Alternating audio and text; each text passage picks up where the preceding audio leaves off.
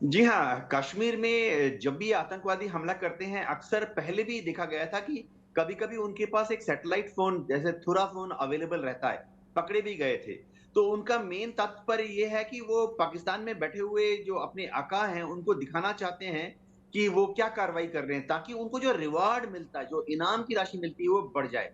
दूसरी चीज़ है, पाकिस्तान में जो आईएसआई के उनके आका हैं, वो इन वीडियोज़ का इस्तेमाल करते हैं अपने भविष्य के आतंकवादियों को और अच्छी तरह से ट्रेनिंग देने के लिए। लेकिन हम्म। इसका एक काउंटर पक्ष भी है कि अगर वो मारा गया और हमारे सुरक्षा बलों के हाथ में आ गया और उसका बॉडी कैम हमने पकड़ लिया, तो उससे हमें भी उसके बॉडी कैम की इलेक्ट्रॉनिक सर्च करने के बाद कि वो किस कंपनी का है, इसके पहले की रिकॉर्डिंग क्या है, किन-किन समय पर उसने कितनी क्लिप्स रिकॉर्ड की, तो हमें भी बहुत जानकारियाँ हासिल हो जाती हैं। तो ये एक टिट फॉर टैट गेम है। जी। टिट फॉर टैट भी है।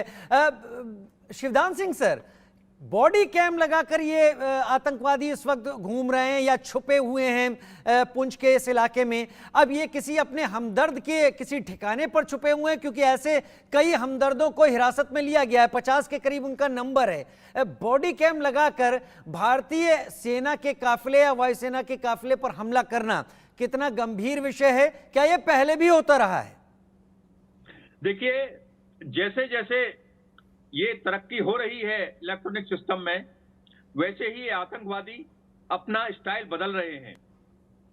जैसा कि आपने कहा है कि ये इनके इनके सिंपैथाइजर्स के पास छुपे हैं या कहां छुपे हैं, तो मैं यहां पर एक बात क्लियर कर देना चाहता हूं कि राजौरी और पुंछ की जो भौगोलिक स्थिति है, वो इस प्रकार की है कि पूरे ये पीर पंजाल जो पर्वत श्रृंखला है, हम्म। उसका दक्षिणी एरिया है।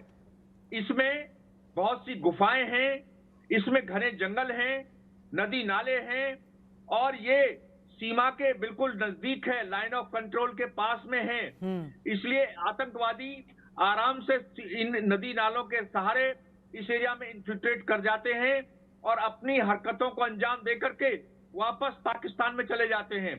हालांकि इस एरिया में इनके सिंपैथाइजर हैं, पर यह जरूर नहीं है कि इस वक्त ये अपने सिंपैथाइजर के पास हों। हो सकता है किसी गुफा में, किसी जंगली उसमें छुपे हों, या इन नदी नालों के सहारे पाकिस्तान में वापस चले गए हों। तो इस एरिया में जो इनका जो सिंपैथाइजर्स हैं वो तो है ही, मगर प्राकृतिक जो जो जो हमारे जो स्थल हैं उनसे भी काफी सपोर्ट बन रही है।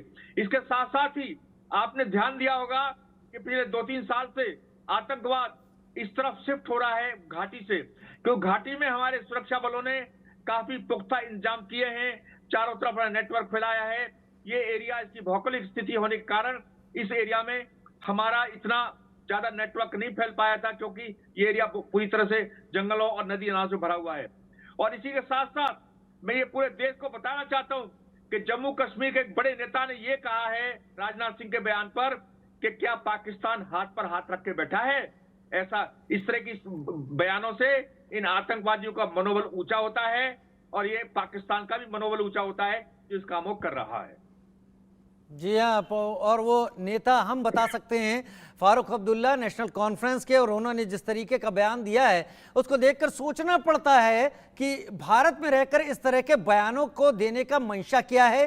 क्या उन्हें लगता है कि चुनावों के एंड टाइम पर ये चीजें काम करेंगी? और देखिए, हम कुछ तस्वीरें आपको दिखा रहे हैं। ये तस्वीरें उन आतंकियों की इस वक्त सामने आ गई है जिन आतंकियों के बारे में लगातार बात की जा रही थी, जिन्होंने हमला किया है भारतीय वायुसेना के काफिले पर। इन्हीं लोगों को ढूंढा जा रहा है। ये लोग हैं कहां? क्योंकि बॉडी कैम के साथ ये लोग हैं, और अब इन लोगों को जल्द से जल्द न्यूट्रलाइज करने की तैयारी है सेना और एजेंसियों की, जम्मू कश्मीर पुलिस की, क्योंकि जितनी जल्दी इनका खात्मा होगा उतनी आसानी से पनपते हुए आतंकवाद की कमर तोड़ने में मदद मिलेगी, जिसके लिए लगातार भारतीय सेना और जम्मू कश्मीर पुलिस लगी हुई है। अब इनके चेहरे ट्रेस किए जा चुके हैं, इनके बारे में सब पता किया जा चुका है। बस वक्त कुछ देर की ही बात है और फिर इनको ढेर किया जाना तय है। ये इससे पहले कि लाइन ऑफ कंट्रोल पार करके पाकिस्तान ऑक्यूपाइड कश्मीर में घुसने की कोशिश करें, शायद उससे पहले ही इनको ढेर कर दिया जाएगा।